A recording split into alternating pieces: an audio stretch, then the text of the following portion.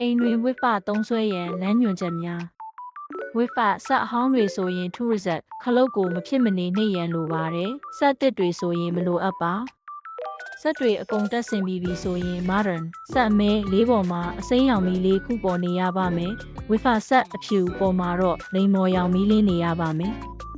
ဝိဖကိုချိတ်ဖို့အတွက်ခခုတ်ကို scan လုပ်ပါသို့မဟုတ်ဆက်နောက်မှာပါတဲ့ Wi-Fi password ကိုလည်းထည့်လို့ရပါတယ်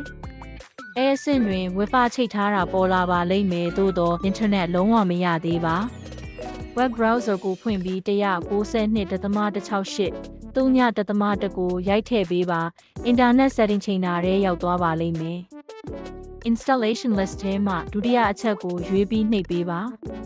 ပြထားသလို continue ကိုနှိပ်ပါ Version ကိုရွေးပြီး continue ကိုနှိပ်ပါ network login information ထည့်တဲ့နေရာမှာပေးထားသောနှစ် pass ကိုမှန်ကန်ပြီးပြည့်စုံစွာထည့်ပေးပါအဲဟာလေးတွေကစမှန်ကန်စွာရိုက်ထည့်ပေးပါ2.4 gas နဲ့ 5 gas တို့ကိုရွေးချယ်ပြီး continue ကိုနှိပ်ပါ with အဆက်ရဲ့ our name sit နဲ့ password တို့ကိုတည်တံ့သတ်မှတ်ပြီး continue ကိုနှိပ်ပါ save setting ကိုနှိပ်ပြီး15-30 စက္ကန့်ခန့်စောင့်ပါ installation ပြီးဆုံးသွားပါက with အဆက်တွေပေါ်ရှိ globe ကမ္ဘာလုံးသင်္ကေတမှတ်သည်အစိမ်းရောင်ပြောင်းသွားပါလိမ့်မယ်အဲ့ဒါဆို installation အောင်မြင်ကြောင်းဆိုလို့ရပါပြီ browser သို့မဟုတ် app များဖြင့် internet ချိတ်ဆက်မှုအောင်မြင်မှုကိုစမ်းသပ်ပေးပါခင်ဗျာ